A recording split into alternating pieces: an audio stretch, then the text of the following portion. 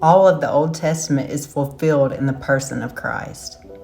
To the modern reader, this claim may seem clear.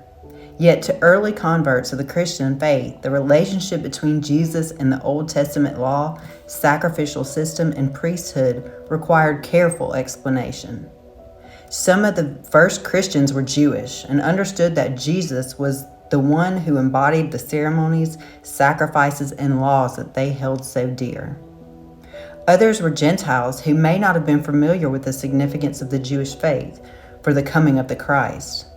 The author of Hebrews wrote to connect the Christian faith with all that God had done to reveal himself and his promises throughout the Old Testament.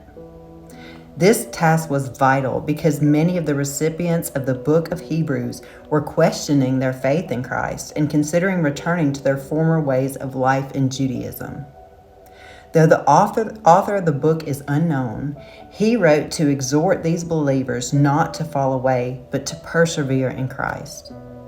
He systematically considers various facets of life for the Old Testament people of God and shows that Jesus is their fulfillment.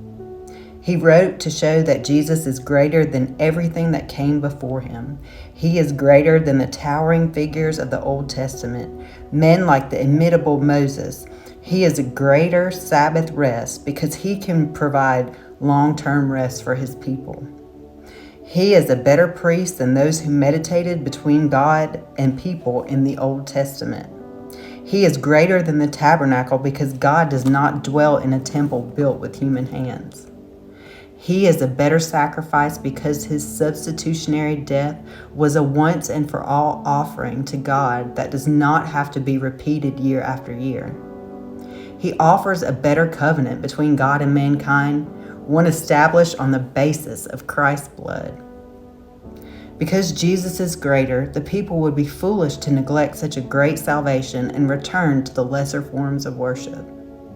The author gives 5 dire warnings throughout the book on the implications of neglecting the salvation provided in Christ. These warnings, combined with the author's testimony to the greatness of Christ, were meant to protect these first Christians from apostasy and to foster their passionate worship of the one who is greater.